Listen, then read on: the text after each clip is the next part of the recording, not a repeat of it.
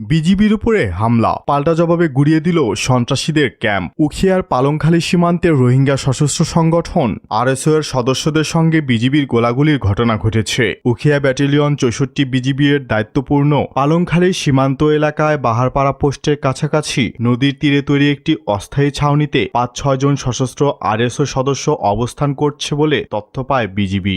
এরপর একটি বিশেষ টহল দল সেখানে অভিযান চালালে সীমান্তের অপর প্রান্ত থেকে তাদের লক্ষ্য করে ৩ রাউন্ড গুলি ছোড়া হয়। আত্মরক্ষার্থে বিজিবি সদস্যরাও এসএমজি থেকে গুলি চালায়। এক পর্যায়ে অস্ত্রধারীরা তাদের অবস্থান ত্যাগ করে বোট নিয়ে মিয়ানমারের অভ্যন্তরে পালিয়ে যায় বলে জানা গেছে। এ সময় তাদের ক্যাম্পটি গুড়িয়ে দেয় বিজিবি। পরে ঘটনাস্থলে তল্লাশি চালিয়ে একটি G3 ব্যাটেল রাইফেল, ৬টি ম্যাগাজিন, ৫১৫ রাউন্ড গুলি এবং একটি ওয়াকিটকি সেট, প্রায় ৪,০০০ পিস ইয়াবা, একটি মোবাইল ফোন, ২টি সিম কার্ড সহ বিভিন্ন সামগ্রী উদ্ধার করা হয়। এছাড়া ২টি আরএসও মনোগ্রামও পাওয়া গেছে। গত সপ্তাহেও মাদক চোরাচালান কাণ্ডে অস্ত্রসহ বাংলাদেশে ঢুকে গুলি চালিয়েছিল সংগঠনটি, যা নিয়ে সামাজিক যোগাযোগ মাধ্যমে বিজিবির ভূমিকা নিয়ে প্রশ্ন ওঠে। তবে সীমান্তে বিজিবির এই অভিযানের মাধ্যমে স্থানীয়দের মধ্যে স্বস্তি ফিরে এসেছে।